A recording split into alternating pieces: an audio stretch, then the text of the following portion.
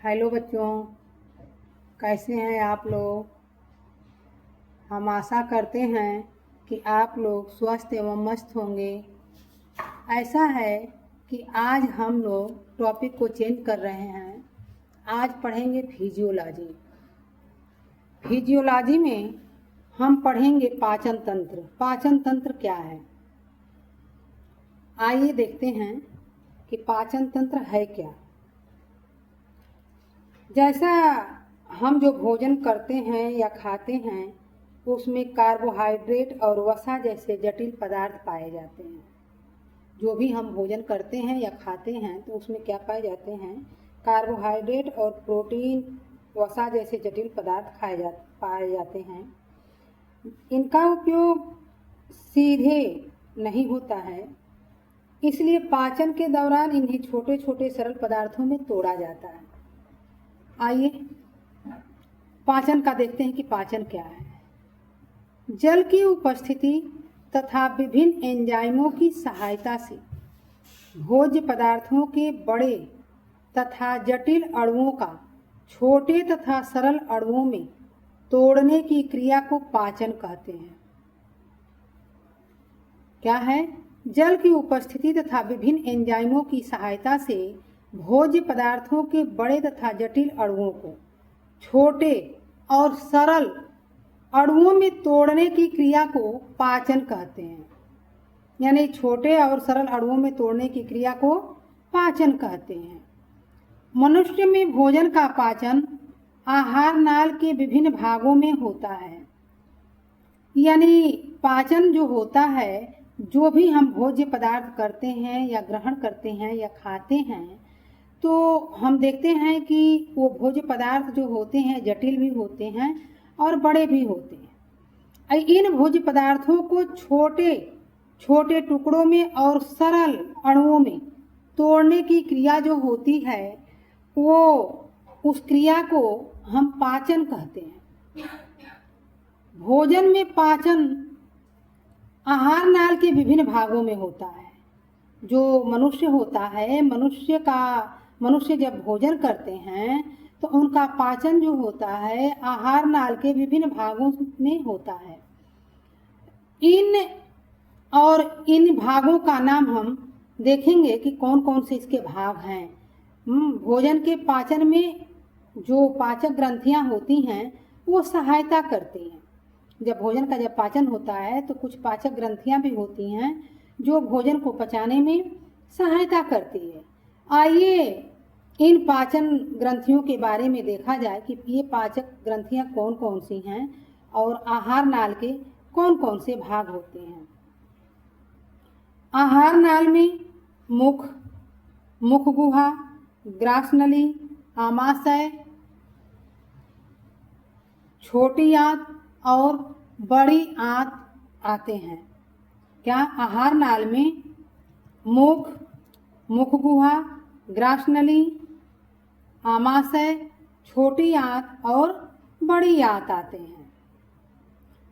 जिसको आहार नाल जो होता है इसमें ये यानी मुख गुहा, ग्रासनली, आमाशय, छोटी आंत, बड़ी आंत और जो होते हैं मलाशय भी, इसके अतिरिक्त मलाशय भी होते हैं, गुदा द्वार होते हैं, ये सब आहार नाल के भाग होते हैं।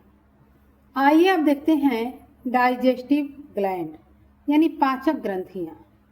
पाचक ग्रंथियाँ जो होती हैं यकृत और अग्न्याशय होती हैं। पाचक ग्रंथियाँ जो होती हैं यकृत और अग्न्याशय होती हैं। जैसा कि हम लोग जानते हैं कि जो होता है हमारे भोजन का पाचन जो होता है मुख से शुरू होकर गुदा द्वार तक जाता है। जब हम भोजन को शुरू करते हैं, भोजन को खाते हैं, तो वहीं से उसका पाचन शुरू हो जाता है और गुदा द्वार तक जाता है। ये देखिए, ये जो है ये फिगर बना हुआ है। इतना सुंदर तो फिगर नहीं है, लेकिन इनके भागों के बारे में जानना है इसलिए फिगर बनाना ज़रूरी है। ये यहाँ से ये मुख है और मुख से ये जो है ये मुख गुहा है, और ये जो है आहार नाल के ये भाग हैं। यानी ये जो है क्या है, ये देखिए यहाँ पर आता है ग्रास नली, ये ग्रास नली है, और यहाँ पर आमाशय है। ये सेम के बीज के आकार का दिखाई दे रहा है, ये आमाशय है। और ये है लीवर, लीवर यकृत है। इसके आगे देखेंगे तो ये दिखाई दे रहा है अग्न्याशय है। क्या है? अग्न्याशय। इसके बाद हम लोग जानते हैं कि छोटी आंत जो होती है ये लंबी होती है, बड़ी आंत की अपेक्षा ये लंबी होती है। और बड़ी आंत जो होती है वो छोटी होती है, लेकिन क्या वो मोटी होती है। बड़ी आंत जो होती है छोटी होती है लेकिन मोटी होती है। तो ये आशा करते हैं कि ये फिगर से समझ में आ गया होगा। आहार नाल। मनुष्य में लगभग 8 से 10 मीटर लंबा एक आहार नाल पाया जाता है। क्या पाया जाता है? 8 से 10 मीटर लंबा आहार नाल पाया जाता है, जो मुख से शुरू होकर गुदा तक जाता है। जो मुख से शुरू होकर गुदा तक जाता है। यकृत जिनके विभिन्न भागों में भोजन का पाचन निम्न प्रकार से होता है। निम्न प्रकार से होता है। अब देखिए इसमें अब आगे आता है मुंह। मुंह जो होता है, आहार नाल के भाग होते हैं, मुंह के बारे में पढ़ते हैं। मुंह क्या है? आहार नाल के इस भाग के द्वारा भोजन ग्रहण किया जाता है, जो सर्वप्रथम दांतों के द्वारा तोड़ा जाता है। सबको पता है या सब लोग देखते हैं कि हम भोजन जो करते हैं मुंह के द्वारा ही करते हैं। जो सर्वप्रथम दांतों के द्वारा तोड़ा जाता है, जिसको चबाया जाता है, दांत के द्वारा ही उसको चबाते हैं, उसको तोड़ते हैं। मनुष्य में दांतों की संख्या 32 होती है। मनुष्य में दांतों की संख्या जो होती है टोटल 32 होती है, जिसमें 20 दांतों का पुनर्स्थापन होता है, जिन्हें अस्थायी दांत या बच्चों के दांत या दूध के दांतों के नाम से भी जाना जाता है। अक्सर हम लोग देखते हैं कि जो बच्चे होते हैं उनमें 20 दांत आते हैं, और 20 दांत जो होते हैं वो टूट जाते हैं। टूट करके वो नए दांत निकलते हैं। पुनर्स्थापन यानी टूट करके फिर नए दांत निकलते हैं, जो जिसको दूध के दांत के नाम से भी जाना जाता है। जो 20 दांत होते हैं वो जब टूट जाते हैं तो उनको दूध का दांत कहते हैं कि दूध का दांत टूट गया।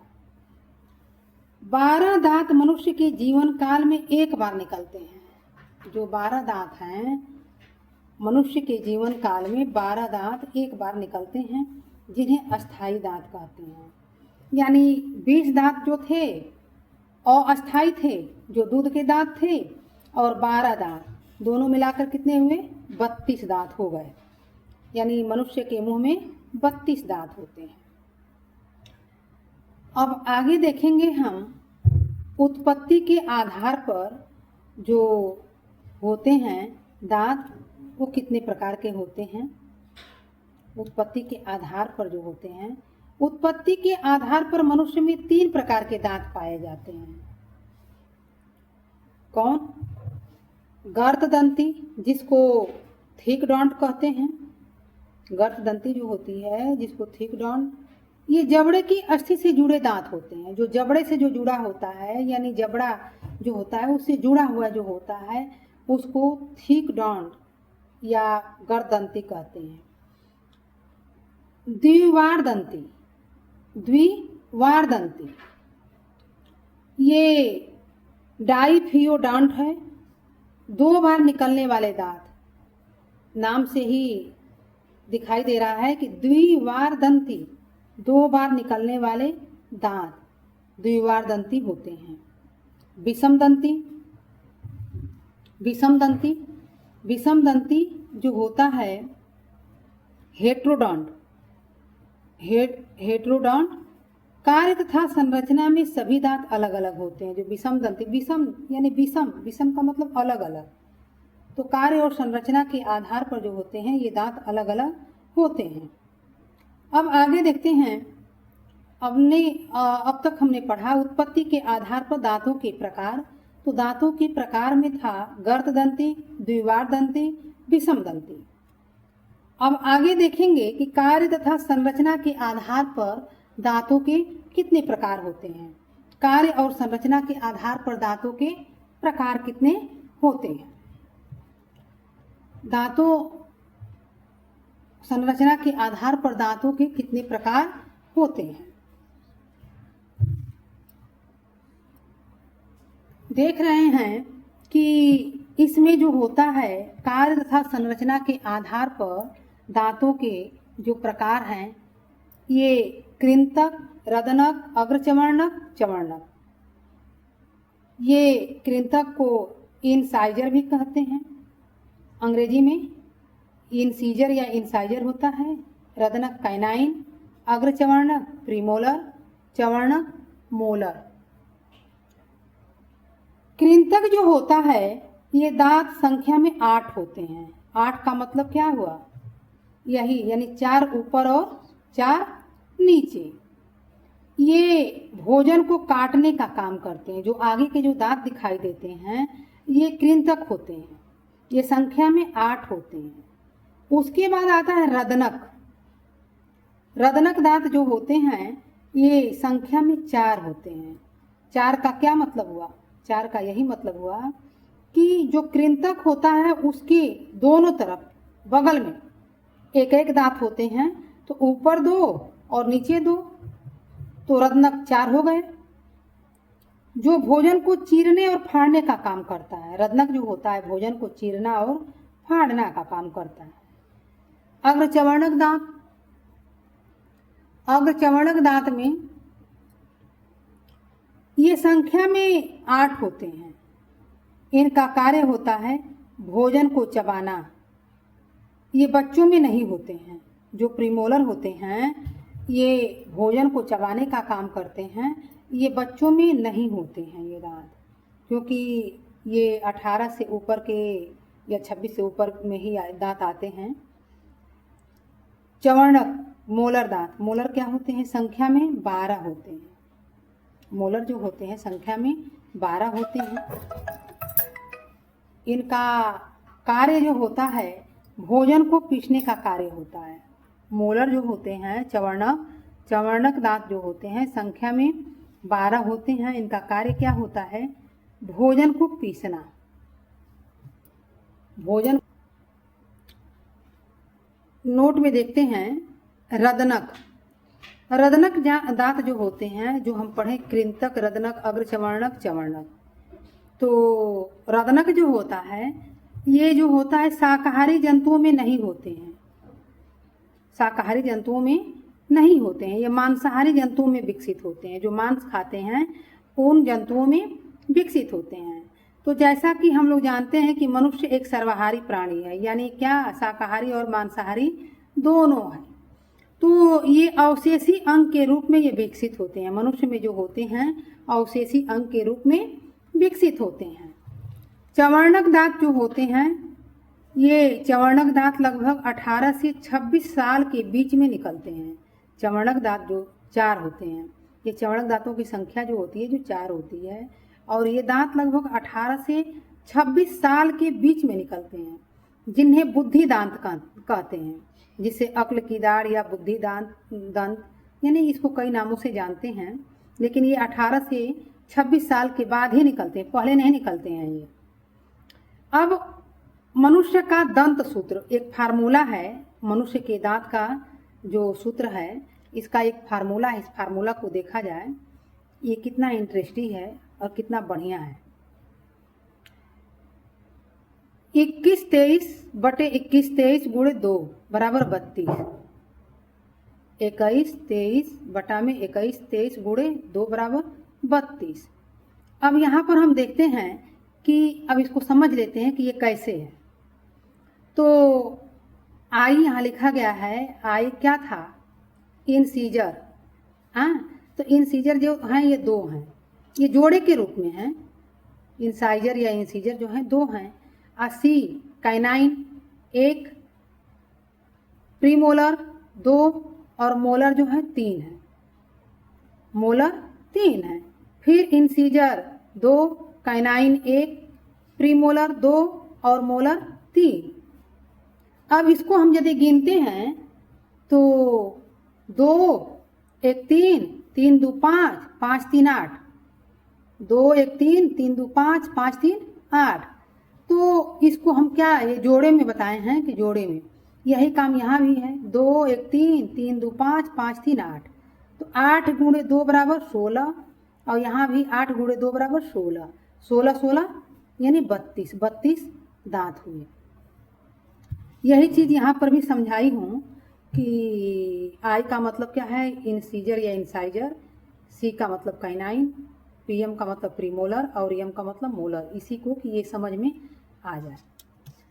हम आशा करते हैं कि आप लोगों को ये पढ़ाया हुआ बहुत ही अच्छे से समझ में आया होगा और इंटरेस्टिंग भी ये वीडियो रहा होगा। क्योंकि देखिए जो हम लोग पीछे पढ़ चुके हैं उसको छोड़ करके अब इसको हम आगे बढ़ते हैं और ये मैं आशा करूँगी कि ये आगे जो है या मेहनत करूँगी कि ये आगे जो है इसके आगे का सीरियल से मैं टीजीटी, पीजीटी, नेट, जीआरएफ ये जो भी है उसके हिसाब से ये नोट्स मैं आप लोगों को देती रहूँ और पढ़ाती रहूँ। इसलिए आप लोग मनोबल बढ़ाने में थोड़ा सा मेहनत करिएगा। आप लोगों से आग्रह है, विनती है। Thank you.